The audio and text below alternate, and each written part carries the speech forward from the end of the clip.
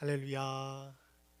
거룩한 주일을 맞아 온라인으로 예배드리시는 모든 분들을 주님의 이름으로 환영하고 축복합니다. 여러분들이 계신 그곳 가운데 살아계신 하나님께서 함께하고 계시며 우리가 마음을 다해 예배할 때 하나님께서 넘치는 은혜와 사랑을 부어줄 줄 믿습니다. 우리 그 기대를 가지고 함께 하나님 앞에 나아가도록 하겠습니다. 우리 마음을 모아 사도신경으로 우리의 신앙을 고백하겠습니다. 나는 전능하신 아버지 하나님, 천지의 창조주를 믿습니다. 나는 그의 유일하신 아들, 우리 주 예수 그리스도를 믿습니다.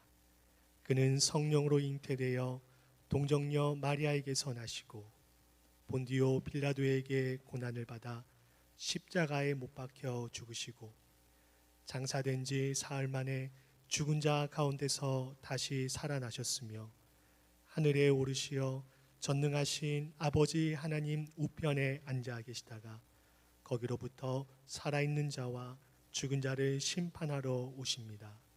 나는 성령을 믿으며 거룩한 공교회와 성도의 교제와 죄를 용서받는 것과 몸의 부활과 영생을 믿습니다. 아멘. 함께 찬송가 67장으로 하나님께 영광 돌리겠습니다.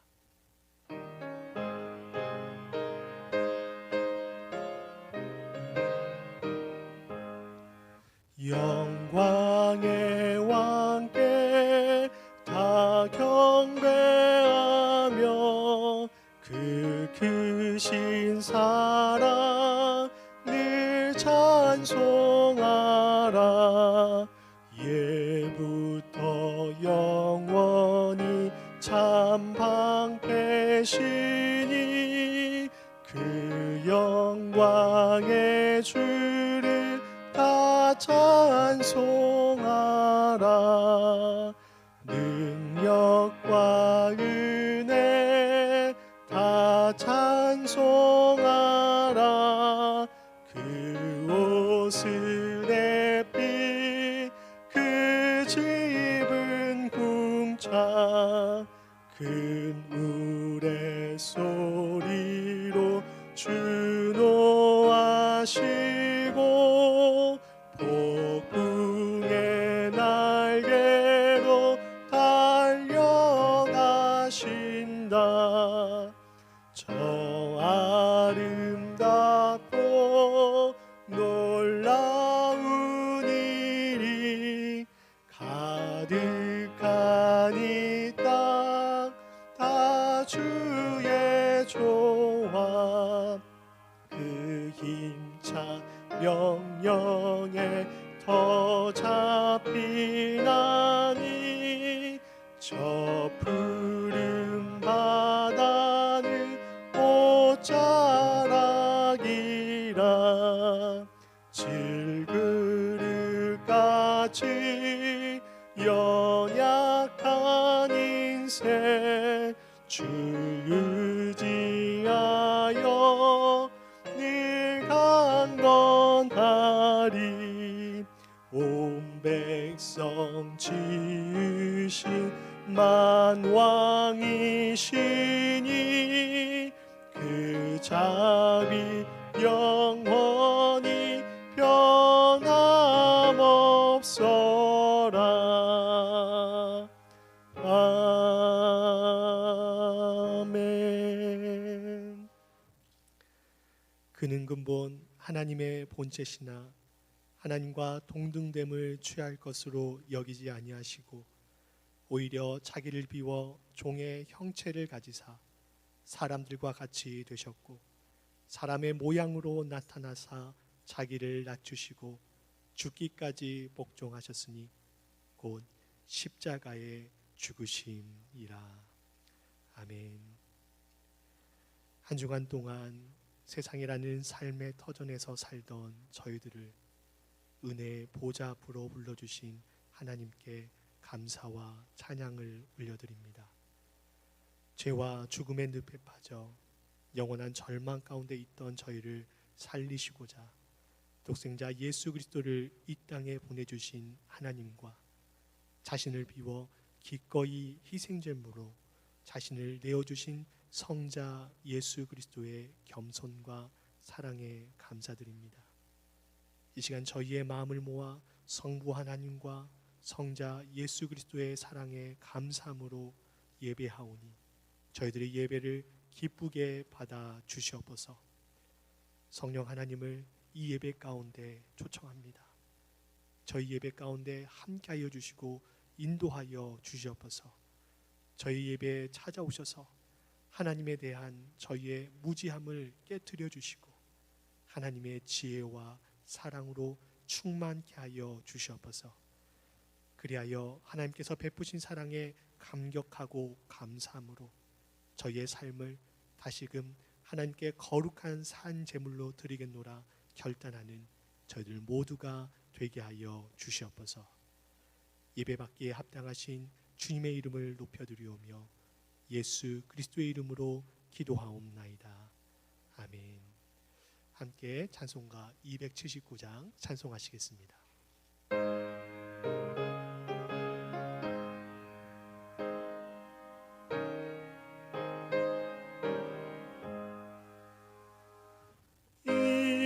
인내하신 구세주여 내가 비오니 죄인 오라실 때에 날 부르소서. 주여 주여 내가 비오니 죄인 오라실 때에 날 부르소서. 자비하신 보좌 앞에 꿇어 엎드려 자복하고 회개하니 믿음 주소서. 주여 주여 내가 비오니 죄인 오라실 때에 날 부르소서. 주의 공로 의지하여 주께 가오니 상한 마음을 고치시고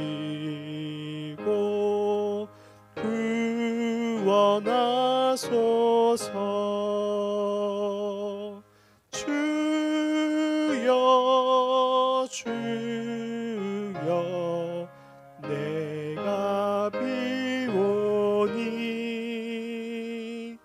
죄인 오라실 때에 날 부르소서.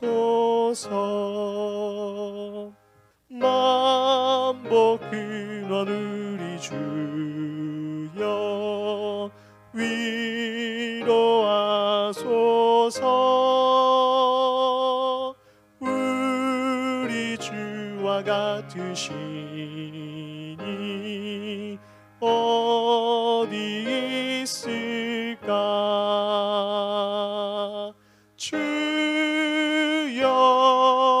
주여 내가 비오니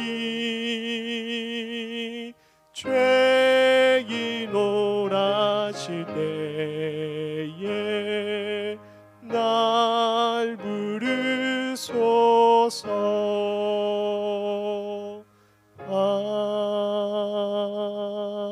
아멘.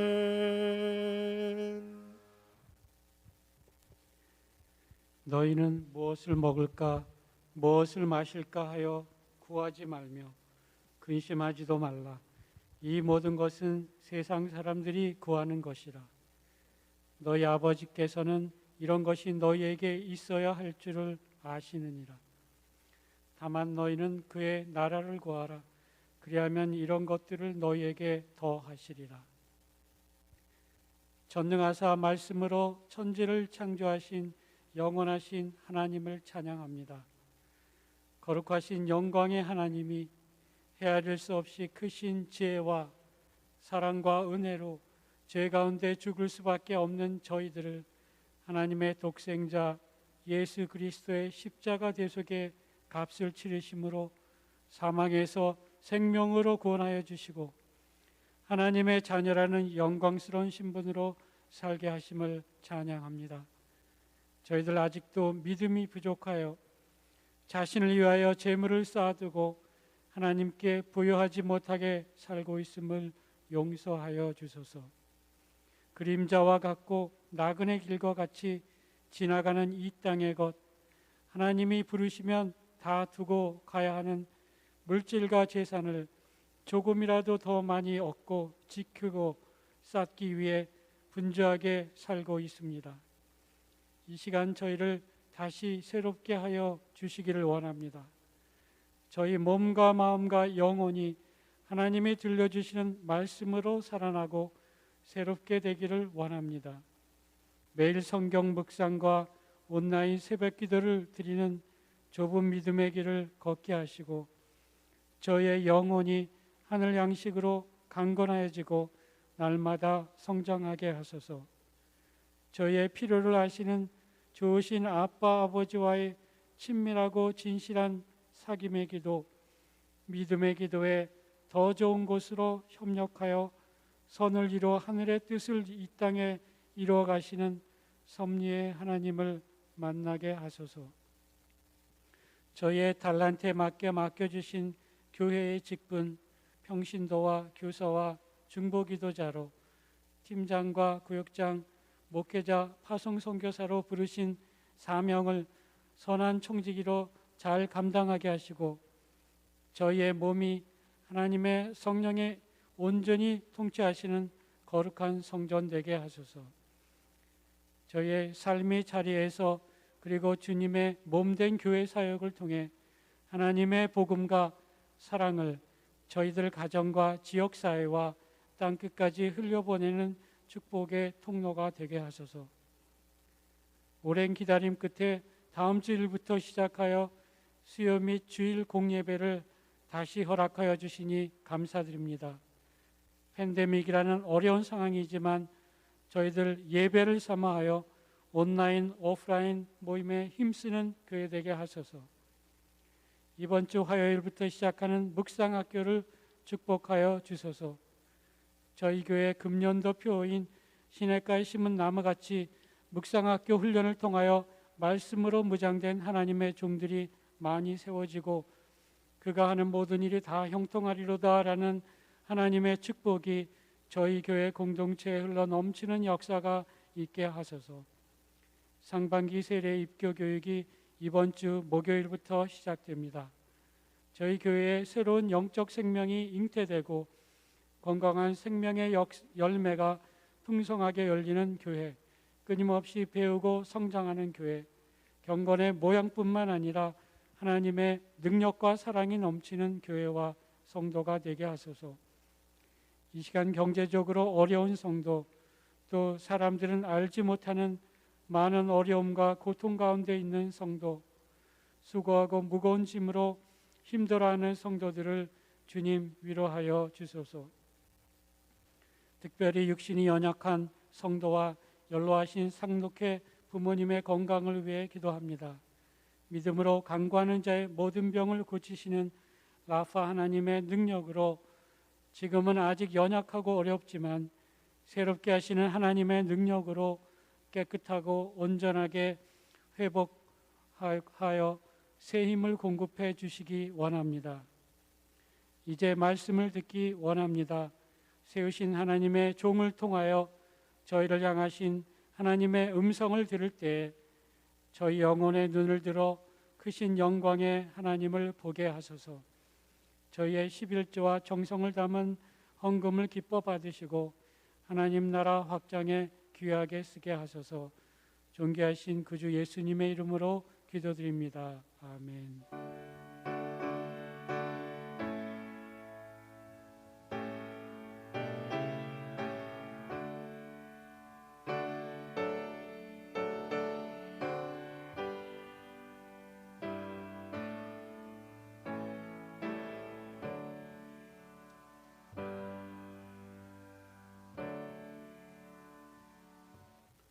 우리 하나님 앞에 함께 봉헌 드리겠습니다.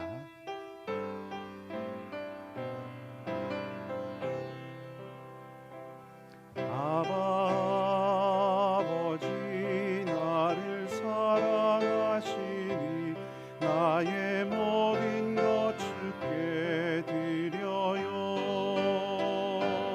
아버지 내가 여기 있으니 주님 영광 위하여 써주세요.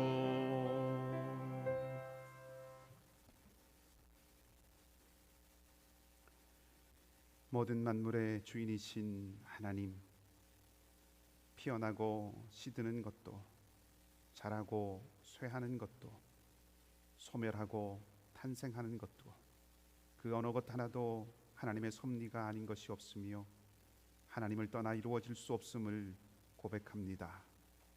우리가 살아가는 삶에도 주시는 이가 하나님이시며 거두시는 이도 하나님이심을 알고 있습니다.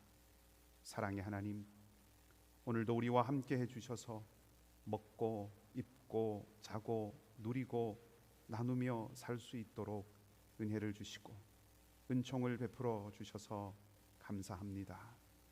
물질이 살아가는 데 없어서는 안 될 필요한 것이지만 물질이 우리의 삶을 주관하거나 다스리는 것이 아니라 하나님의 손길이 우리를 지키시고 보호하시고 다스리심을 고백하는 마음으로 주님 앞에 우리의 마음과 물질을 올려드립니다. 구별하여 드리는 이 예물에 사랑하는 성도들의 땀과 눈물과 보람이 함께 담겨 있습니다. 우리로 살아가면서 진실하게 하시고 성실하게 하시며 탐욕이 아니라 나눔과 베품의 삶을 살아가도록 주님의 마음을 배우게 하시고 또한 우리 각자의 삶의 필요를 주께서 채워주시기를 원합니다. 궁핍하고 연약한 성도들의 가정에 공급하시고 먹이시는 주님의 손길을 보여주시고 삶의 필요를 구하는 모든 자리마다 이른 비와 늦은 비 같은 적절한 은혜로 함께하여 주시옵소서. 물질이 쓰이는 곳에 주님의 사랑이 흘러가게 하시고 복음과 하나님의 나라의 역사가 일어나게 하시기를 원하며 때를 따라 도우시는 좋으신 주님 예수 그리스도의 이름으로 기도하옵나이다. 아멘. 교회 소식을 알려드리도록 하겠습니다. 이번 주 수요일은 제의 수요일로 이번 주부터 주님의 고난과 죽으심을 기억하고 또 묵상하는 사순절이 시작됩니다. 사순절이 말씀으로 우리를 살피고 또 주님을 묵상하는 귀한 절기가 되기를 소망합니다. 우리 장로님 기도하셨지만 우리 온타리오 주정부의 지침에 맞추어서 다음 주일인 21일부터 현장 예배를 재개합니다. 지난 12월에 교회가 마련한 프로토콜에 따라서 안전한 가운데 우리 현장 예배가 재개할 수 있도록 금주 중에 또 방역과 청소와 같이 필요한 일들을 우리 준비하려고 합니다. 그리고 다시 방역팀을 가동합니다. 여러분들께서도 현장 예배에 참석하시기 전에 우리 주보와 또 교회 홈페이지에 게시된 또 안내문 또 프로토콜을 다시 한번 읽어보셔서 숙지하시고 그래서 안전한 가운데 예배드릴 수 있도록 협력해 주시기를 바랍니다. 아울러 21일 주일 2부 예배 후에는 우리 예결산 재직회를 가지려고 합니다. 기도해 주시기 바라고요. 그리고 28일 우리 한 주 지난 28일 주일 2부 예배 중에는 우리 작년 연말로 시무를 마치신 우리 세 분의 장로님과 또 한 분의 권사님에 대한 은퇴식을 갖고 또 2부 예배 후에는 예결산 공동회를 갖습니다. 2021년 헌금 봉투 그리고 2020년 헌금 영수증이 발행되어 있습니다. 주중에 교회 오셔서 찾아가실 수 있고요. 오시기 전에 가급적이면 교회에 전화를 주시고 오시면 감사하겠습니다. 오늘까지 우리 제1기 묵상학교 화요반을 모집합니다. 말씀을 읽고 또 묵상하는 신앙 습관을 형성하는 것이 그것이 중요하다는 것이 그 어느 때보다 높아지는 그런 시절입니다. 마음에 아직 결단하지 못하신 분들은 오늘 마음을 정하시고 묵상학교에 함께해 주시기를 바랍니다. 그리고 아울러서 묵상학교에 신청하신 분들께는 우리 온라인에 접속할 수 있는 링크 보내드리도록 하겠습니다. 카톡과 이메일 잘 확인하시기 바랍니다. 오늘까지 또 세례 입교 교육을 신청받습니다. 세례받기 원하시거나 입교하시기를 원하시는 분들은 신청해 주시기 바라고요. 가능한 때에 교육을 먼저 받을 수 있도록 우리 상반기 또 하반기 정기적으로 세례 입교 교육을 마련한 것이니까 반드시 이번 부활절에 세례나 입교하지 않으시는 분들도 신청하실 수 있습니다. 기억하시고 주보에 안내되어 있는 것 참조하시면 좋겠습니다. 우리 소그룹 리더 세미나가 26일 금요일 오후 7시 30분에 있습니다. 우리 온라인으로 구역 모임 모일 수 있도록 우리 함께 교육하고 나누는 시간입니다. 우리 구역장님들은 참석해 주시기를 바랍니다. 이번 주 묵상 본문 주보에 안내되어 있습니다. 누가복음 우리 13장 14장 계속 묵상해 갑니다.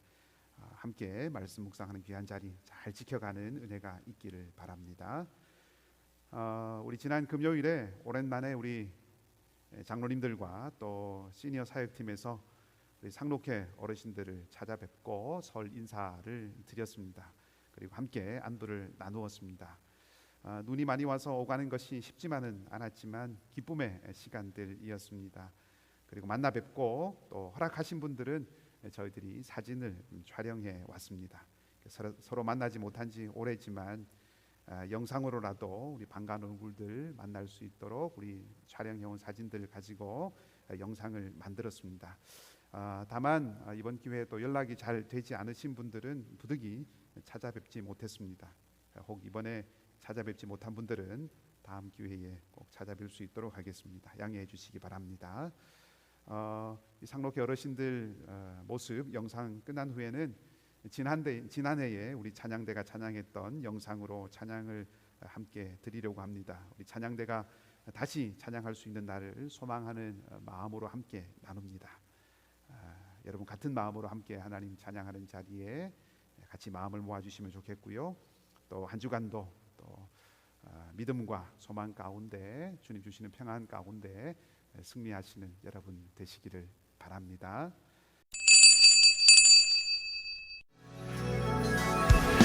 함께 손잡고 가세 조금 느리고 어려울지라도 주님 부르신 그 감격 손잡고 함께 가세 우리 함께 손잡고 가세 때론 더디고 힘겨울지라도 주님 부르실 그날을 향하여 손잡고 함께 가세 아멘. 다시 한번 함께 고백하겠습니다. 우리 걸어가는 이 길이 결코 처음 밟는 길은 아니 수천 년 동안 안녕하세요. 예, 평안하시죠? 예. 예, 뭐, 인사 말씀, 예.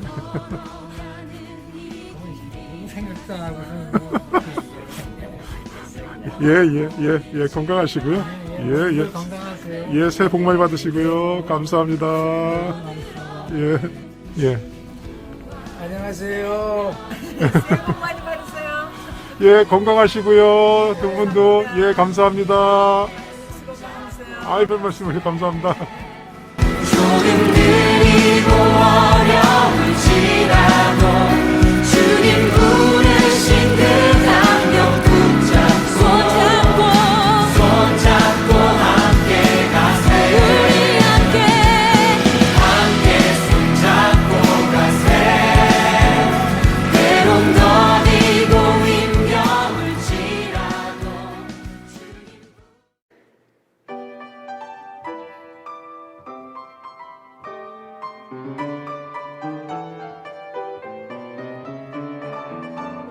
예수 믿고서 죄사함 받아 나의 모든 것 다 면했네.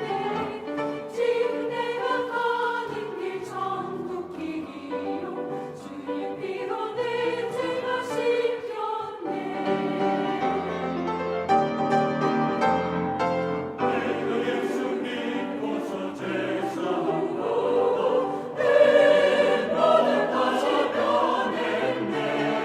지금 내가 주 앞에 온전케 돼 주의 공로를 의지함일세.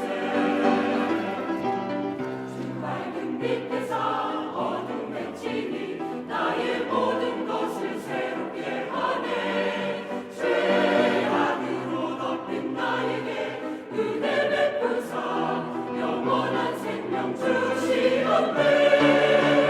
나의 모든 것이 변하고 그의 피로 보석받았네. 하나님은 나의 구원 되시니 내게 정죄함이 없겠네.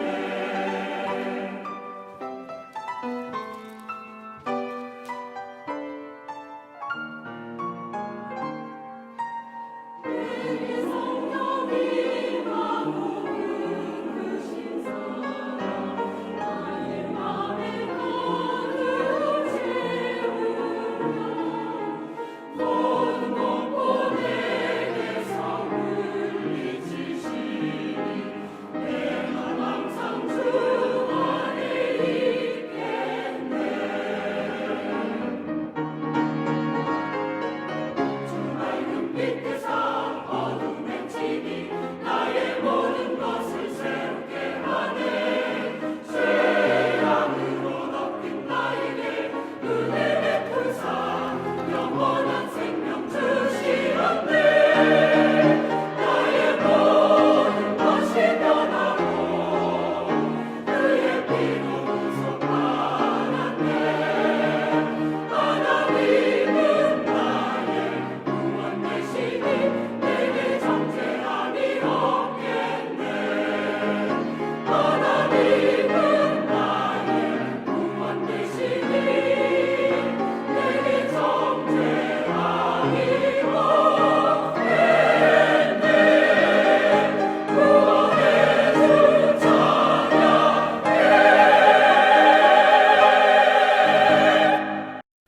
우리 함께 기도하겠습니다. 살아계신 하나님, 이제 저희들이 말씀을 펴서 듣고자 합니다.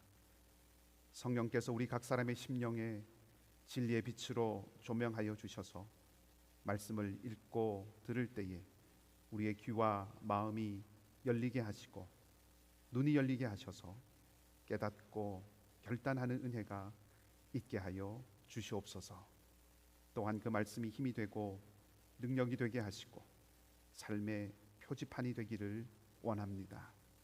말씀이 육신이 되셔서 우리 가운데 사신 주님처럼 우리도 주님의 마음을 품고 말씀을 지키고 순종하며 우리의 주어진 삶을 살아가게 해 주시옵소서. 감사를 드리며 좋으신 주님 예수 그리스도 이름으로 기도하옵나이다. 아멘. 오늘 우리에게 주시는 하나님의 말씀은 마가복음 9장 2절에서 9절까지의 말씀입니다. 신약 성경 마가복음 9장 2절에서 9절까지의 말씀입니다. 교회력으로 오늘은 산상 변모 주일입니다. 산에 올라가셔서 변모하신 그 주님의 모습을 기억하는 또 기념하는 주일이라는 뜻입니다. 그래서 오늘 지정된 본문이 마가복음 9장입니다. 마가복음 9장 2절에서 9절까지 말씀입니다. 제가 가진 성경은 신약 68쪽, 69쪽 어간에 있습니다. 제가 말씀을 읽도록 하겠습니다. 엿새 후에 예수께서 베드로와 야고보와 요한을 데리시고 따로 높은 산에 올라가셨더니 그들 앞에서 변형되사 그 옷이 광채가 나며 세상에서 빨래하는 자가 그렇게 희게 할 수 없을 만큼 매우 희어졌더라. 이에 엘리야가 모세와 함께 그들에게 나타나 예수와 더불어 말하거늘 베드로가 예수께 고하되 랍비여 우리가 여기 있는 것이 좋사오니 우리가 초막 셋을 짓되 하나는 주를 위하여 하나는 모세를 위하여 하나는 엘리야를 위하여 하사이다 하니 이는 그들이 몹시 무서워하므로 그가 무슨 말을 할지 알지 못함이더라. 마침 구름이 와서 그들을 덮으며 구름 속에서 소리가 나되 이는 내 사랑하는 아들이니 너희는 그의 말을 들으라 하는지라. 문득 둘러보니 아무도 보이지 아니하고 오직 예수와 자기들 뿐이었더라. 그들이 산에서 내려올 때에 예수께서 경고하시되 인자가 죽은 자 가운데서 살아날 때까지는 본 것을 아무에게도 이르지 말라 하시니. 아멘. 할렐루야. 오늘도 좋으신 우리 주님의 평강이 여러분의 삶 가운데 함께 하시기를 먼저 주님의 이름으로 축복합니다. 우리가 살아가다 보면 어떤 특별한 한 사건이나 어떤 계기를 통해서 어떤 한 사람에 대해서 이제까지 알고 있던 생각이 바뀌게 되거나 혹은 그 사람의 참된 모습이 어떠한가라고 하는 것을 발견하는 그런 때가 간혹 있습니다. 그런 경험은 나와 그 사람과의 관계를 전혀 새롭게 다시 만들어 주기도 하고 또 우리 이후의 인생의 큰 삶의 자산이 될 때도 있지요. 오늘 본문의 이야기에서 예수님의 제자들도 바로 그런 비슷한 경험을 하는 것을 우리가 볼 수 있습니다. 변형되신 예수님을 보게 되는 거지요. 본문의 이야기는 우리에게 잘 알려져 있는 말씀들 가운데 하나입니다. 오늘은 눈이 열리면 길이 보입니다 라고 하는 제목으로 말씀을 드리려고 하는데요. 산 위에서 변형되신 예수님의 모습 그리고 산 아래로 내려가시는 예수님에 대한 이야기, 이 두 가지를 좀 말씀드리고 함께 생각을 해 보려고 합니다. 이 두 가지는 오늘 이 본문의 말씀에 두 개의 큰 기둥과 같은 축이고 또 둘 다 아주 중요한 부분들입니다. 우선 본문의 이 말씀을 조금 본문의 이야기를 드리기 전에 조금 더 큰 그림을 한번 그려서 살펴보면 좋겠습니다. 마가복음 8장 27절에서 10장 52절까지, 그러니까 8장 마지막 부분 그리고 9장 10장 이 부분은 갈릴리를 떠나서 예수님께서 예루살렘으로 가시는 그 여행의 일들을, 여행의 기사들을 모아 놓은 것입니다. 그 경로를 보면 베세다를 떠난 예수님께서 이방 땅인 가이사랴 빌립보 지역을 가시고 거기를 거쳐서 여리고를 방문하십니다. 그리고 여리고를 지나서 이제 예루살렘으로 들어가십니다. 이것이 8장 27절에서 10장 52절까지의 큰 예수님의 경로입니다. 오늘 9장 말씀은 그 예수님께서 갈릴리를 떠나서 예루살렘으로 가시는 그 큰 경로, 그 그림 안에, 큰 덩어리 안에 들어있는 내용이다 하는 말씀입니다. 그런데 이 갈릴리에서 예루살렘으로 가시는 예수님의 이 여행 이야기 안에 흥미로운 것들이 있습니다. 그 가운데 하나는 8장 27절부터 시작되는 이 이야기 바로 앞에, 그러니까 예수님께서 이제 베세다를 떠나서 갈릴리 사역을 마치고 가이사랴 빌립보로 가시기 전에 갈릴리에서 마지막으로 보여주셨던 이적 이야기가 눈이 보이지 않는 사람을 치유하셔서 고치시고 그래서 그가 보게 되는 그 이적이 마지막 갈릴리에서의 사역 모습입니다. 그리고 이 가이사랴 빌립보를 지나서 여리고를 거쳐서 예루살렘으로 이제 들어가시게 되는데 예루살렘으로 들어가시기 전에 마지막으로 지나가시는 그 여리고에서 예수님께서 행하셨던 이적도 보지 못하는 사람 바디메오의 눈을 뜨게 해주셔서 보게 해주신 사건입니다. 말하자면 눈을 뜨게 해주신, 보지 못하는 이의 눈을 열어주셔서 보게 해주신 이 이적이 오늘 우리가 읽은 이 변화산 사건, 이 이야기의 앞뒤를 감싸고 있다 하는 거죠. 그러니까 앞에도 눈을 보지 못했던 사람이 눈을 뜨고 보게 되는 이야기가 있고, 예수님께서 변화산에서 변화되신 이 이야기 이후에도 눈을 보지 못했던, 앞을 보지 못했던 바디메오가 눈을 뜨는 이야기로 이렇게 구성되어 있습니다. 마치 이 샌드위치의 빵처럼 이 변화산 이야기를 가운데 두고 양쪽을 감싸고 있다 하는 것이죠. 이 구조가 우리에게 무엇을 말해 주는 것일까요? 그렇습니다. 예수님께서 어떤 분이신지, 예수님께서 누구이신지 눈을 뜨고 제대로 보라 하는 그런 의도가 있는 거죠. 그러니까 예수님께서 변화산에서 변화하시는 이 모습, 그리고 예루살렘을 향해 가시는 이 모습을 통해서 예수님께서 과연 어떤 분인가라고 하는 것을 눈을 뜨고 똑똑히 그리고 제대로 분명하게 보라 하는 그런 의도가 담겨 있다 하는 것입니다. 자, 그러면 이제 그것을 우리가 갖고 오늘 본문이 말해주는 예수님이 어떤 분이신가 하는 것을 한번 살펴보도록 하십시다. 예수님께서 베드로와 야고보와 요한 이 세 제자를 데리시고 산에 올라가시죠. 그리고 제자들 앞에서 변형되셨습니다. 마가는 이 변형되신 예수님의 모습을 3절 말씀에 보면 옷에 광채가 났고 빨래하는 사람들이 아무리 그렇게 하려고 해도 그렇게 할 수 없을 만큼 매우 희게 되었다, 그렇게 말하고 있습니다. 빛나는 그 하얀 옷을 입으신 예수님께서 그리고 엘리야와 모세와 함께 이야기하고 계시죠. 예수님께서 변모하신 혹은 변형되신 이 모습을 두고 부활 후에 예수님께서 가지시게 되시는 그 영광스러운 몸을 보여주셨다라고 이렇게 해석을 하기도 하고, 또 예수님의 신성이 드러났다라고 이렇게 해석을 하기도 합니다. 그리고 모세는 율법을 상징하고 엘리야는 선지자를 나타낸다. 그래서 율법과 예언이라고 하는 이 구약 전체를 상징한다라고 해석을 하기도 합니다. 이 모두가 다 의미가 있는 해석들입니다. 그런데 저는 오늘 우리가 이미 듣고 알고 있는 이 모든 해석에 덧붙여서 한 가지를 조금 더 말씀을 드리려고 합니다. 예수님께서 변형되신 이 사건이 예수님이 하나님 나라의 통치를 성취하시는 영광스러운 하나님의 아들이시다라고 하는 것을 보여주는 사건이라는 것입니다. 자, 이제 설명을 조금 드리겠습니다.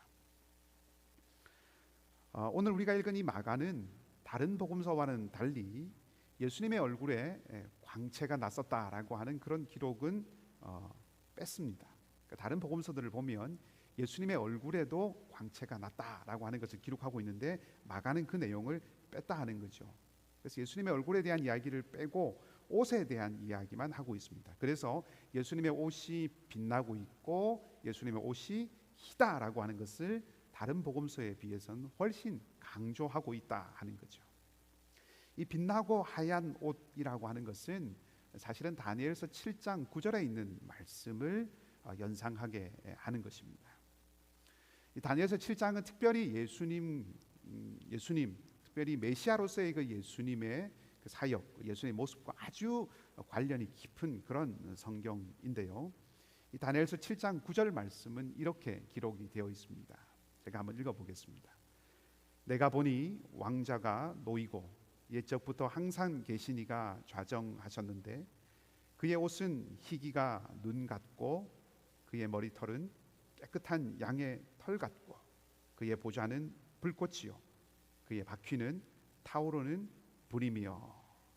아멘. 여기 옛적부터 항상 계신 이라고 하는 것은 하나님을 묘사한 표현입니다. 그리고 다니엘서 7장은 전체적으로 하나님께서 마지막 날에 종말에 하나님의 백성을 위해서 세상의 모든 나라들을 다 이기시고 영원한 하나님 나라를 세우셔서 하나님의 백성의 원한을 풀어주시고 하나님 백성에게 그 나라를 주신다라고 하는 그런 이야기로 구성되어 있습니다. 한마디로 말하면 종말론적인 하나님의 구원, 하나님의 구원을 말해주는 장이 이 다니엘서 7장입니다. 자, 자, 그렇게 본다면 지금 흰 옷을 입고 광채가 빛나고 있는 이 장면, 예수님의 이 모습은 그 하나님의 종말의 구원, 그 하나님의 구원이 지금 성취되고 있다라고 하는 것을 생각나게 하는 것이죠. 자, 그 다음에 예수님과 함께 있었던 사람들을 살펴보십시다. 먼저 모세입니다. 신명기 18장 15절 말씀은 이렇게 말하고 있습니다. 이것은 이제 모세가 이스라엘 백성들에게 했던 말입니다. 제가 읽어드리겠습니다.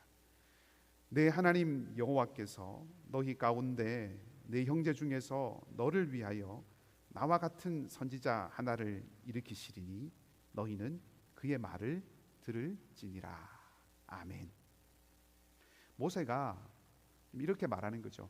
하나님께서 나 모세와 같은 선지자를 한 사람 일으키실 것인데 너희들은 그의 말을 잘 들어야 한다. 이렇게 지금 말하고 있는 것입니다. 이스라엘 백성들에게 그렇게 말하고 있는 것입니다. 모세의 이 말에 근거해서 유대인들은 종말에 마지막 때가 되어서 하나님께서 자신들을 구원하실 때에는, 그리고 하나님이 온전하게 온 세상을 통치하고 다스릴 때에는 바로 이 모세와 같은 선지자를 일으키실 것이다 라고 하는 것을 믿었습니다. 그리고 오늘 본문의 말씀의 7절 말씀에도 보면 7절 마지막 부분에 너희는 그의 말을 들어라 라고 하는 음성이 하늘에서부터 들리죠. 이것 또한 18장 아까 읽었던 우리 신명기 18장 15절 말씀에 있는 내용을 반영하고 있다는 것을 우리가 알 수 있습니다. 결국 이것도 무엇을 말하는 것입니까? 모세가 예수님 곁에 등장했다고 하는 것은 마지막 날에 하나님께서 구원하시고 통치할 것을 약속하셨는데 지금 그 일이 성취되고 있다 하는 것을 보여주는 것이죠. 자, 그 다음으로 엘리야입니다. 엘리야는 말라기 4장 5절 말씀에 예언되어 있습니다. 말라기 4장 5절 말씀을 제가 한번 읽어보겠습니다. 보라, 여호와의 크고 두려운 날이 이르기 전에 내가 선지자 엘리야를 너희에게 보내리니. 아멘. 이 여호와의 크고 두려운 날이라고 하는 것은 심판의 날이면서 동시에 하나님의 신실한 백성이 구원받는 하나님의 구원의 날이기도 합니다. 역시 마지막 때 종말론적인 구원에 대한 말씀인 거죠. 이 마지막 하나님의 종말론적인 구원의 날이 이르기 전에 하나님께서 엘리야를 먼저 보내신다 하는 예언입니다. 메시아가 오시기 전에 엘리야가 먼저 와서 그 메시아의 길을 닦는다 하는 말이죠. 또 오늘 본문의 말씀에 우리가 읽지 않았지만 10절 이하의 말씀을 보면 제자들이 산에서 내려가면서 엘리야에 대한 사실, 엘리야에 대한 이야기들을 합니다. 대화를 나눕니다. 그러니까 제자들도 신비한 이 산에서의 이 사건이 지금 예수님이 변형되시고 모세와 엘리야와 함께 있는 이 사건이 무엇인가 메시아와 종말론적인 하나님의 구원과 연관되어 있는 그런 일이다라고 하는 것을 어렴풋이 알고 있다 하는 것을 우리에게 말해 주는 거죠. 그러니까 종말의 메시아와 관련된 엘리야가 먼저 올 것이다라고 하는 이 예언이 지금 성취되고 있다 하는 것을 보여주는 것입니다. 그리고 한 가지 더 말씀을 살펴볼 것은 오늘 베드로가 여기에 초막을 짓자 이렇게 말합니다.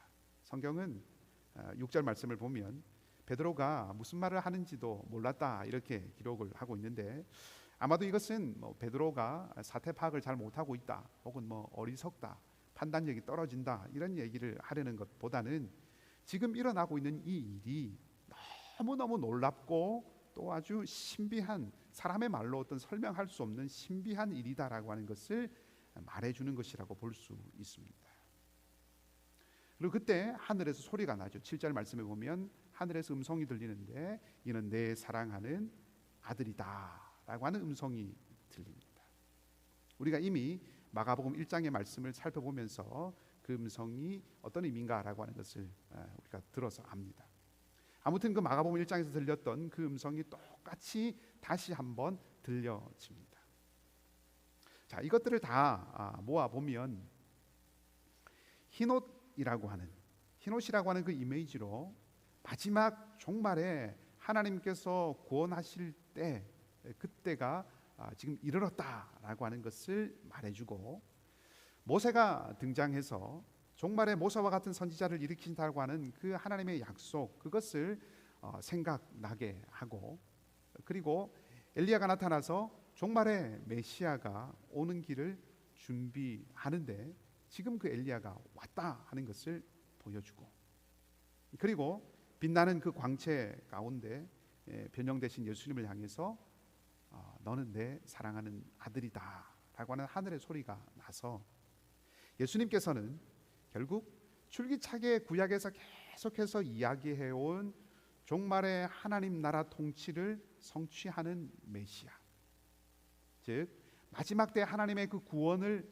가져오시는 영광스러운 하나님의 아들이시다라고 하는 것을 지금 보여주고 있다 하는 거죠. 하나님의 구원을 성취하신 메시아이신 예수님, 그 예수님은 누구보다 무엇보다 영광스러운 분이십니다. 예수님은 종교적인 기득권을 가진 사람들과 갈등하고 또 좌충우돌하면서 잘못된 그 이스라엘의 신앙을 개혁하는 그런 분만도 아니고, 누구든지 마다하지 않고 당신의 식탁에 함께 앉게 하셔서 즐기시는 그런 분만도 아니고, 혹은 머리 둘 곳 없이 떠돌아다니는 가난한 선지자만도 아니시죠. 오히려 하나님의 영광을 함께 가진 영광스러운 하나님의 아들 메시아시라는 것입니다. 우리의 구원자 예수님은 무엇보다 누구보다 영광스러운 분이십니다. 제자들에게 오늘 이 예수님의 모습을 보여주고 계신 것이죠. 자, 그 하나님의 아들을 보는 눈이 열리는, 그 하나님의 영광스러움을 보는 이 경험, 제자들이 한 이 경험을 우리도 해야 합니다. 우리에게도 그 경험이 있어야 합니다. 우리에게도 변화산의 경험이 있어야 합니다. 왜냐하면 구원자이신 예수님을 통하여서 보여주시는 그 하나님의 영광이 우리의 능력이기 때문에 그렇습니다. 하나님의 영광이 우리의 능력입니다. 사실 오늘 이 사건, 예수님께서 산에 올라가셔서 변형되신 이 사건은 흔들리고 깨닫지 못하고 염려하는 제자들 앞에서 보여주신 사건입니다. 오늘 본문의 앞부분을 보면 오병이어의 이적, 또 칠병이어의 이적으로 수많은 사람들을 먹이신 그 예수님의 이적 사건, 그것을 보고도 깨닫지 못하고 오히려 염려하고 걱정했던 그런 제자들의 모습을 기록하고 있습니다. 그런 제자들의 모습을 보여주고 있습니다. 또 베드로가 예수님을 향하여서 신앙 고백을 했을 때 예수님께서 뭐라고 말씀하셨습니까? 자신이 앞으로 고난당하고 죽을 것이다 라고 하는 말씀을 하셨죠. 그 말씀을 하시자 모든 제자들이 다 그렇게 되지 않아야 한다라고 그렇게 말합니다. 예수님은 그들을 꾸짖으시죠. 그리고 하나님 나라가 오는 것을 너희들이 보게 될 것이다 라고 하는 것을 말씀하시고 나서 변형되십니다. 그러니까 본문의 앞부분에 흐르고 있는 분위기가 깨닫지 못하고 염려하고 걱정하고 그리고 혼란스러워하는 그런 분위기입니다. 그런 제자들에게 예수님께서 당신의 영광을 보여주신 것이죠.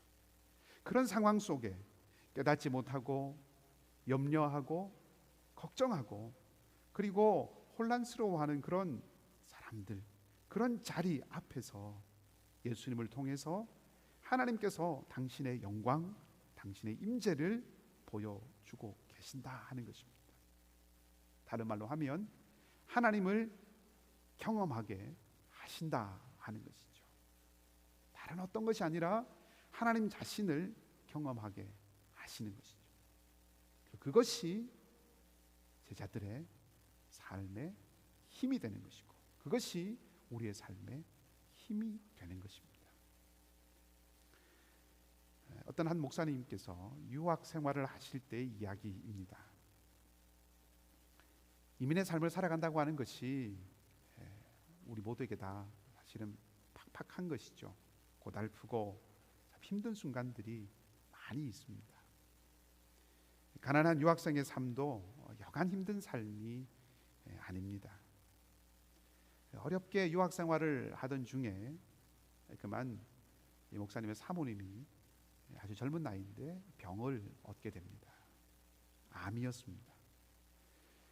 경제적으로도 넉넉하지 못하고 무척 어렵고 힘든 상황인데 이 아내의 병으로 말미암아 치료할 길도 참 막막하고 또 이 목사님의 공부도 생각보다 크게 진전이 없어서 목사님은 마음속으로 크게 낙심을 하게 됩니다. 말씀을 읽고 또 하나님을 신뢰하는 마음도 있지만 동시에 막상 자기의 삶에 참 감당하기 쉽지 않은 이런 일들이 닥치게 되자 마음속에 혼란스러움을 느끼죠. 그리고 급기야는 하나님에 대한 원망하는 마음들도 생겨나게 됩니다. 그러던 어느 날 이 염려와 근심을 가득 안고 무거운 마음으로 이제 학교에서 돌아와서 집에 문을 열었는데 현관문을 열고 딱 들어서는데 작은 거실에서 30살 된 목사님의 아들이 장난감 자동차를 이렇게 밀면서 이렇게 흥얼거리는 것입니다. 아이가 장난감으로 이렇게 자동차를 밀면서 흥얼거리는 거죠. 좋으신 하나님, 좋으신 하나님, 참 좋으신 나의 하나님. 불렀겠죠. 좋으신 하나님, 좋으신 하나님, 참 좋으신 나의 하나님.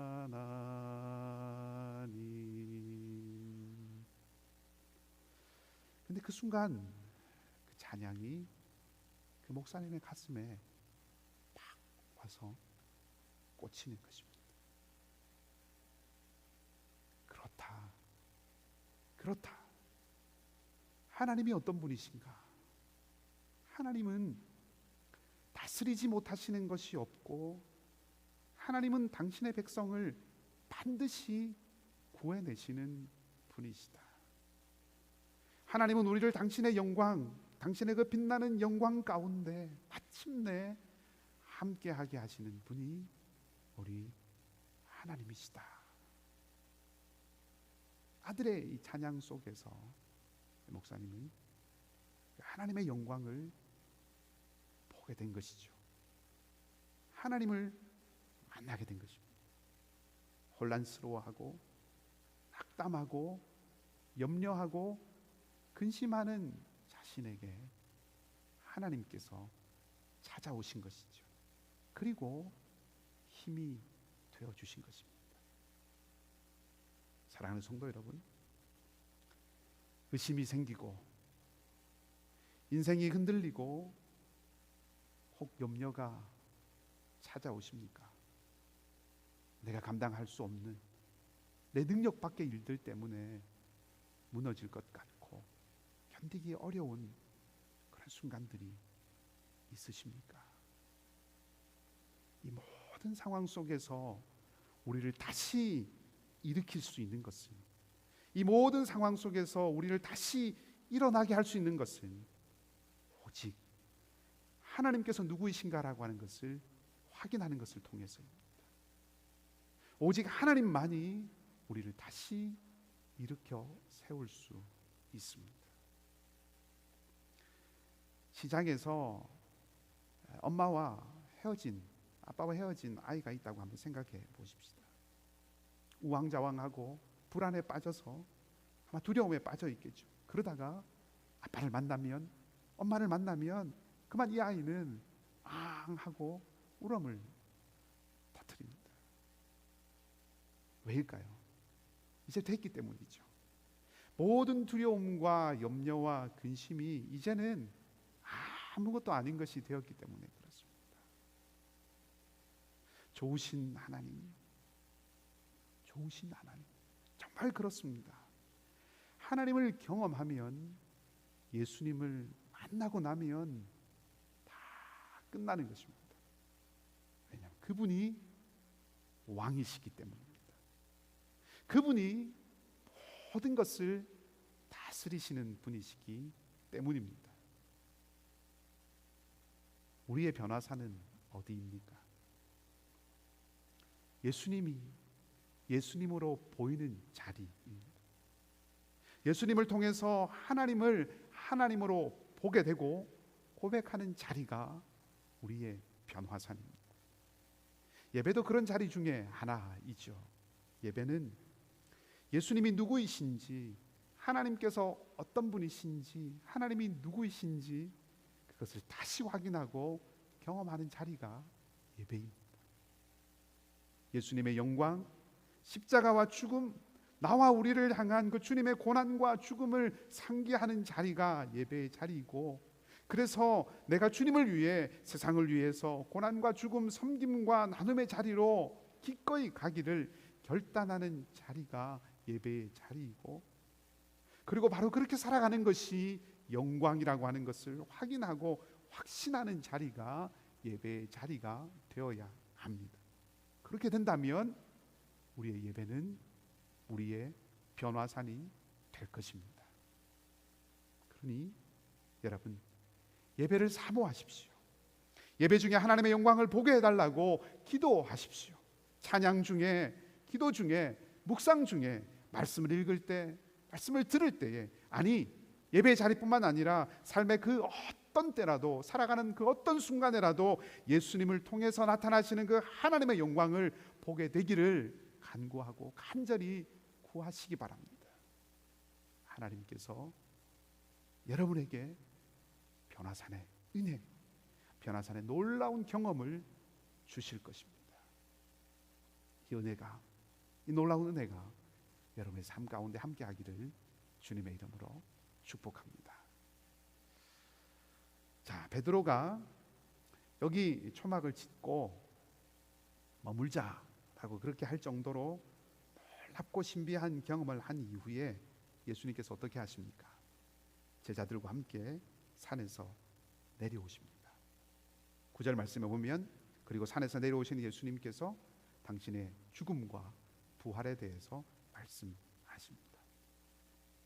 자, 여기서 또 한 가지 장면을 좀 생각해 볼 수 있습니다. 많은 성경학자들은 오늘 이 예수님께서 변화되신 이 모습이 출애굽기 24장과 비슷하다, 그렇게 말들을 합니다. 나중에 출애굽기 24장을 한번 읽어 보시기 바랍니다. 그런데 저는 오늘 말씀을 묵상하고 이렇게 살펴보면서 이 장면이 출애굽기 3장의 모습과도 매우 비슷하다라고 하는 그런 생각을 해보게 되었습니다. 출애굽기 3장의 말씀은 모세가 산에서 떨기나무에 불이 붙는 것을 보는 장면이 기록되어 있죠. 우리가 4월부터는 이제 출애굽기를 묵상하게 되니까 아마 그때 그 본문을 다룰 기회가 있을 것입니다. 모세가 떨기나무에 붙은 그 불을 보았을 때, 우리가 알듯이 성경은 그것을 큰 광경이다 이렇게 기록하고 있습니다. 한마디로 놀라운 일이다 이렇게 말하고 있는 것이죠. 왜 그렇습니까? 불이 붙었지만 그 나무가 타지 않았기 때문에 그렇습니다. 이상한 일이죠. 모든 불은 불이 붙은 그것을 다 태워서 없애버립니다. 나무에 불이 붙으면 나무는 타서 없어지죠. 그것이 자연스러운 세상의 법칙입니다. 근데 모세가 보았던 이 불은 떨기나무를 태워버리지 않습니다. 그러니까 떨기나무를 그대로 둡니다. 떨기나무가 떨기나무로 그대로 있습니다. 나무에서 재로 바뀌지 않았다는 것입니다. 떨기나무라는 그 속성이 그대로 유지되고 변화되지 않습니다. 자, 오늘 예수님께서 산에서 빛나는 모습으로 변형되셨습니다. 그런데 그 모습은 예수님을 이전과 전혀 다른 모습으로 바꾸지 않았습니다. 조금 이상한 얘기가 될 수도 있습니다만은 예수님의 등에서 날개가 돋는다든지, 모세와 엘리야와 말할 때, 말씀을 나누실 때 입에서 불이 나온다든지 그렇게 되지 않았습니다. 다만 그 환한 광채로 인해서 더욱 빛나게 되었습니다. 불 속에 있는 것이 모세가 보았을 때 떨기나무구나 라고 하는 것을 알 수 있듯이, 오늘 이 제자들도, 모세도, 엘리야도, 예수님도 다 누구나 다 그 본래의 모습을 그대로 가지고 있었기 때문에 누구인지를 알아볼 수 있는 상태였다는 것입니다. 자, 출애굽기에서 떨기나무가 타지 않고 재로 변하지 않고 고스란히 그대로 있는 상황에서 불이 붙어 있는 그 모습, 그것을 출애굽기 3장에서는 하나님께서 나타나셨다라고 그렇게 표현을 합니다. 그리고 오늘 예수님께서 빛나는 광채 가운데 계셨지만 변하지 않은 그 모습이 바뀌지 않은 그것, 또 그리고 우리 앞에서 흰옷이라고 하는 것이 하나님이 임재하시고 함께 하신다라고 하는 것을 상징한다고 말씀을 드렸는데, 지금 예수님의 모습도 동일하게 하나님께서 여기 계신다라고 하는 것을 보여주고 있는 것이죠. 자, 그런 면에서 보면 불이 붙었지만 소멸되지 않았던 모세가 경험한 그 하나님의 산의 모습, 그리고 빛나지만 지금 소멸되거나 혹은 변신하지 않은 그 예수님의 모습, 이 두 가지가 서로 연결되고 있는 거죠. 자, 그런데 더 중요한 것은 이것입니다. 하나님께서 모세에게 그렇게 나타나신 이유, 떨기나무가 불이 붙어 있지만 소멸되지 않고 그렇게 이상한 모습으로, 아주 신비로운 모습으로, 그렇게 불이 붙어 있는 모습으로 나타나신 이유가 무엇이었습니까? 이스라엘을 구원하시기 위함이었죠. 출애굽을 위해서였습니다. 그 사건에서 모세는 두 번 눈이 열리게 되는 것을 우리가 알 수 있습니다. 모세가 불타는 떨기나무에서 하나님을 보게 되고, 하나님을 보았던 그 눈은 하나님의 계획, 이스라엘을 구원하시는 그 하나님의 계획을 또 보게 됩니다. 동족 이스라엘의 형편이 모세의 눈에 다시 들어오게 된 것이죠. 모세의 눈이 하나님의 영광을 보게 되고 하나님의 임재를 보게 되고, 자, 그것이 첫 번째 눈을 뜬 것입니다. 그리고 이제 그 산 아래 신음하는 이스라엘 백성들, 애굽 땅에서 신음하는 그 자신의 동족들이 눈에 들어오게 되는 거죠. 두 번째 눈을 뜨게 된 거죠. 그리고 그것으로 말미암아 이제 모세는 앞으로 어떤 삶을 살아가야 할지를 알게 됩니다. 모세가 걸어가야 할 길, 그것을 보게 된다는 거죠. 모세는 이스라엘 백성들을 구원하시는 하나님의 사람으로 하나님의 맡기신 일들을 감당하고 살아가는 사람이 됩니다. 자, 오늘 산에서 내려오시는 예수, 산에서 내려오시는 예수님이 당신의 죽음에 대해서 말씀하시죠. 이 사건을 보도하고 있는, 알려주는 또 다른 복음서 가운데 누가복음에 보면 예수님께서 모세와 엘리야와 함께 나누셨던 대화의 내용이 별세하실 것에 대해서 말씀을 나누셨다, 이렇게 기록을 하고 있습니다. 그 별세, 누가복음에 나와 있는 그 별세라고 하는 단어가 헬라어로 엑소도스라고 하는 말입니다. 출애굽인 거죠. 예수님께서 산 아래로 내려가시면 어떤 일이 기다리고 있습니까? 귀신 들린 아이가 기다리고 있습니다. 그리고 예수님은 그 아이를 고치십니다. 눌린 자를 자유롭게 하는, 눌려있는 자를 풀어주는, 그 자유케 하는 해방, 출애굽, 곧 구원의 일을 하신 것이죠.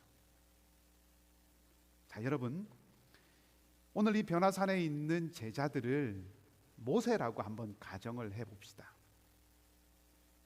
그러니까 하나님의 산에서 모세가 경험했던 그 렌즈로 오늘 본문을 한번 보십시다. 모세가 하나님께서 나타나신 것을 보듯이 지금 빛나는 예수님을 제자들이 봅니다.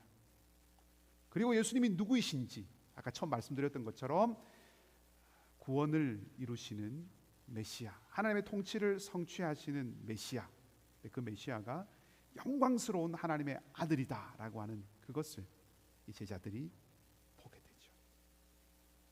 예수님이 누구이신지 그 눈이 한번 뜨이게 되는 것입니다.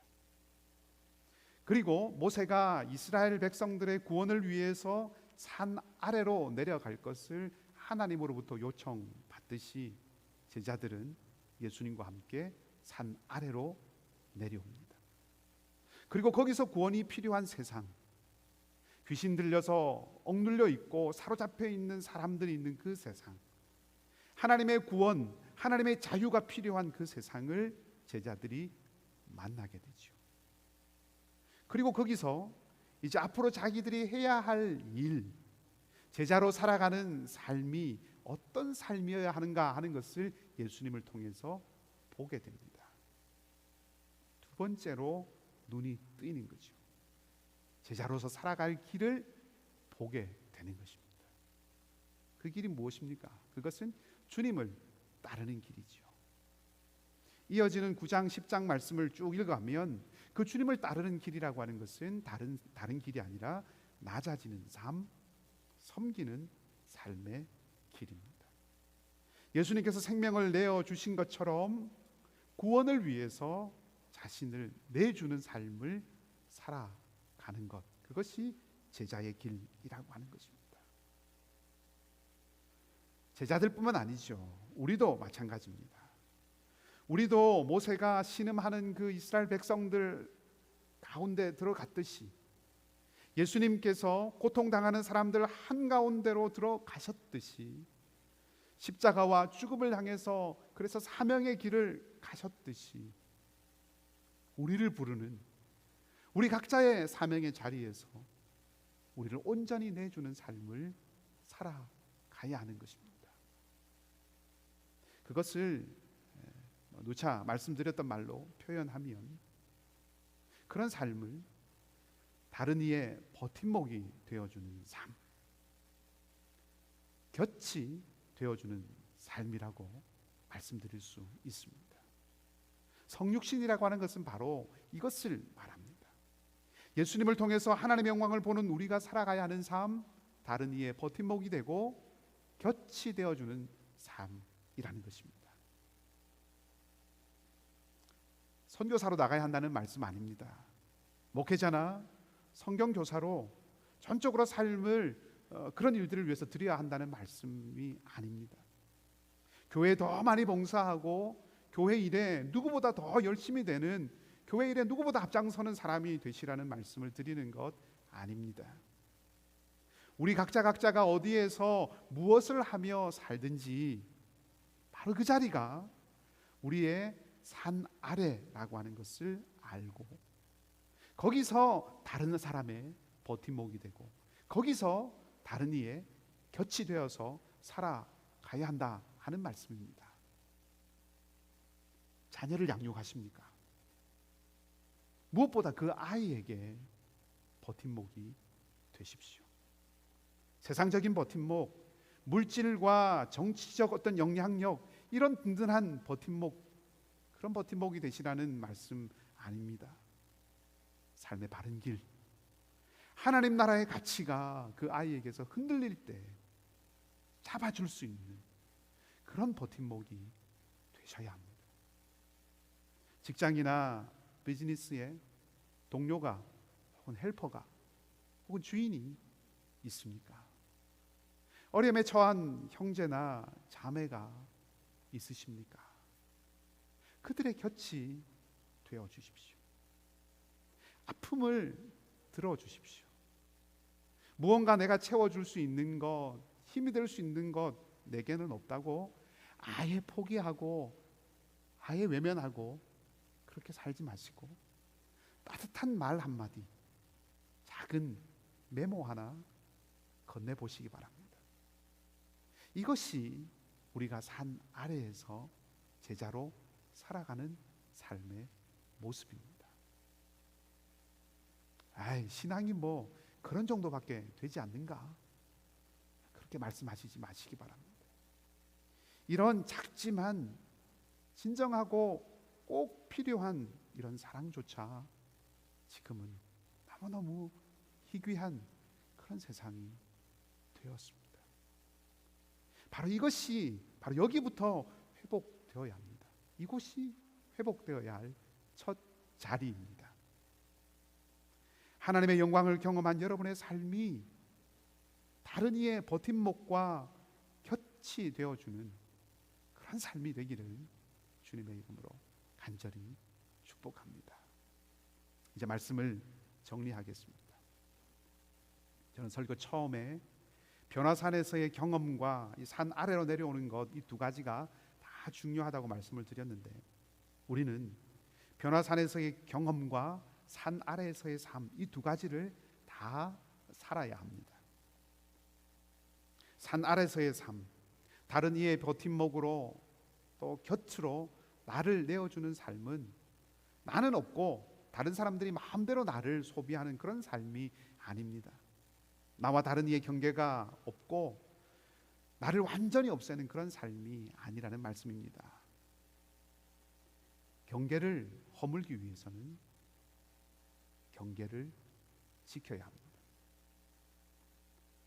사회학자인 염기호의 단속 사회라고 하는 책에 보면 회사 사무실에서 칸막이를 없애는 것처럼, 그래서 누구나 다 이렇게 자유롭게 볼 수 있는 거죠. 그런 것처럼 누구든 서로를 볼 수 있게 경계를 아예 없애버리면 친밀감이 그 안에 생겨나는 것이 아니라 오히려 감시가 증가한다고 합니다. 공동체라고 하는 이름으로 개인이 완전히 없어지면 도리어 건강하지 못한 공동체가 된다 하는 것이죠. 우리의 신앙생활 가운데도 영적 생활에도 마찬가지입니다. 3세기 4세기에 이집트의 사막으로 나갔던 사막의 교부들, 사막에서 수도하던 그 수도사들 모습을 생각해 보면 그들은 세상으로부터 도피하기 위해서 나간 것이 아니라 우리 세상을 더 잘 섬기기 위해서 나간다, 그렇게 말했습니다. 그와 같은 것이죠. 언뜻 보면 모순 같아 보이지만 여기에 비결이 있습니다. 예수님께서 그렇게 하셨죠. 예수님은 세상으로부터 도피하시기 위해서 한적한 곳으로 가신 것 아니라 오히려 그들 속에, 세상 속에 들어가셔서 그들과 함께하고 그들을 변화시키기 위해서 따로 한적한 곳에 머무시는 시간을 가지셨습니다. 우리도 마찬가지죠. 우리도 같습니다. 우리에게는 먼저 변화산, 하나님과 깊이 연합하고 그분과 함께하는 은밀한 그 시간이 꼭 있어야 합니다. 묵상과 기도, 성찰의 시간이 확보되어야 합니다. 우리만의 변화산의 시간이 있어야 합니다. 그래야 우리의 눈이 열리고, 그래야 우리가 산 아래로 가야 한다는 것을 알게 되고 산 아래에서 제대로 살아갈 수 있다는 것입니다. 우리가 하나님 앞에서 충분하게 머물지 못하면 우리는 결코 우리를 다른 사람들에게 내어줄 수 없습니다. 아니, 내줄 수 있습니다. 그러나 그것은 단지 다른 사람들에게 소비되는 것 뿐입니다. 그렇게 내어주면, 그런 방식으로 내어주면 희생당했다고 하는 피해의식밖에 우리 안에 남는 것이 없습니다. 온전하게 내어주는, 죽음이 부활이 되는 그런 영광을 얻으려면 우리의 변화산이 반드시 있어야 합니다. 창세기를 보면 이스마엘과 함께 쫓겨났던 그 하갈이 하나님을 만나죠. 그리고 하나님께서 그 하갈의 눈을 열어주십니다. 그녀의 눈이 뜨지자 그녀의 눈에 샘물이 들어옵니다. 하나님이 눈을 뜨게 하시자 생명의 샘, 생명의 길을 발견하게 된 것입니다. 여러분들에게도 동일한 은혜가 있기를 바랍니다. 여러분 삶에 고달픔이 있으십니까? 사명은 커녕 내 현실에 치이는 이 하루하루가 버거우십니까? 매일의 삶에서 부족함과 혹 후회가 다가오시고 생각나십니까? 하나님을 구하십시오. 하나님을 찾으십시오. 온전히 하나님의 얼굴, 하나님의 영광을 추구하십시오. 변형되신 예수님에게처럼 하나님께서 여러분들에게도 영광을 보여주실 것입니다. 여러분의 눈을 뜨게 하셔서 생명의 길, 마른 목을 축이는 생명의 샘물을 마시게 하실 것입니다. 그리고 힘을 얻게 하실 것이고, 그래서 마침내 산 아래서 작은 예수로 힘차게 살아가는 삶을 허락하실 것입니다. 이 놀라운 은혜를 주실 주님과 함께 이 한 주간도 여러분의 삶을 힘차게 걸어가는 복된 이 한 주간의 삶이 되시기를 주님의 이름으로 간절히 축복합니다. 함께 기도하겠습니다. 하나님, 약하고 어리석은 제자들에게 변형되신 모습을 보여주셔서 하나님께서 구원자이심을 보이셨던 것처럼 의심과 혼란, 염려와 근심이 파도같이 밀려오는 우리의 삶 한가운데 진정한 우리의 힘과 능력은 오직 하나님이심을 기억하고 그 하나님의 영광을 구하며 살아가기를 원합니다. 주님이 우리의 구원자이심을 믿고 의지하며 살아가기를 원합니다. 그리고 그 주님과 함께 산 아래서의 삶, 영원한 생명을 전하고 사랑을 나누며 살아가는 삶을 살아갈 수 있기를 원합니다. 성령 하나님, 이런 삶을 위해서 우리를 붙드시고 동행하여 주셔서 날마다 우리의 삶의 변화산의 체험이 있게 해 주시옵소서. 하나님의 영광과 하나님의 임재를 맛보고 새 힘을 얻는 은혜가 날마다 있게 해 주시옵소서. 주님과 함께할 구별된 시간을, 구별된 장소를 갖게 하시고 오직 주님으로만 충만할 수 있게 하여 주시옵소서. 하나님, 우리 안에 특별히 기도가 필요한 이들이 있습니다. 삶의 고난과 어려움 앞에서 흔들리는 모든 심령들을 붙들어 주시고 병상에서 회복 중인 사랑하는 교우들을 붙들어 주셔서 더욱 강건하게, 속히 강건하게 하여 주시옵소서. 한 주간의 삶도 온전히 주님께서 지켜주시고 인도하시기를 바라며 좋으신 주님 예수 그리스도의 이름으로 기도하옵나이다. 아멘. 우리 마지막 결단 찬양 324장 예수 나를 오라 하네 함께 고백하십시다.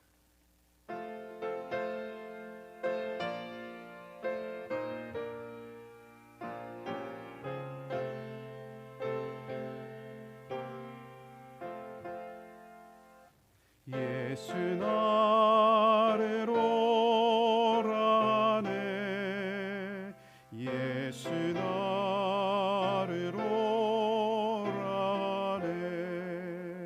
어디든지 주를 따라 주와 같이 가려네 주의 인도하심 따라 주의 인도하심 따라 어디든지 주를 따라 주와 같이 가려네 겟세마네 동산까지 주와 함께 가려하네 피땀 흘린 동산까지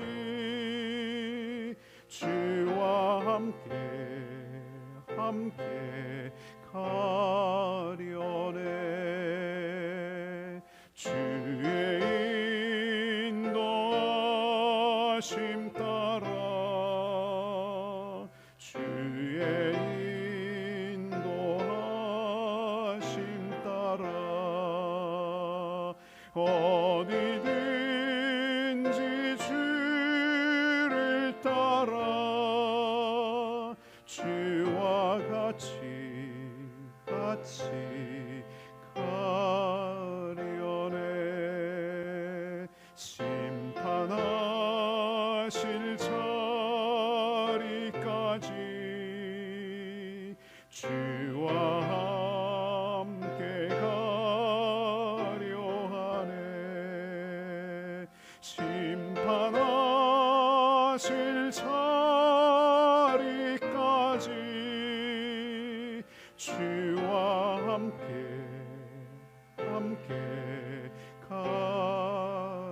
가려네. 주의 인도하심 따라 주의 인도하심 따라 어디든지 주를 따라 주와 같이 가려네. 주가 그 신은에 내려 나를 항상 돌보시고 그 신 영광 보여주며 나와 함께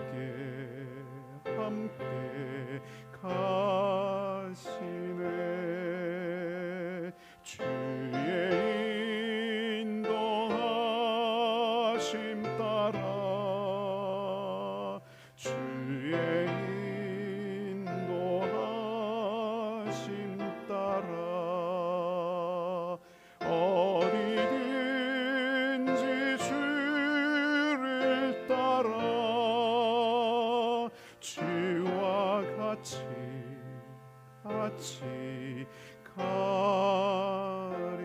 가려네.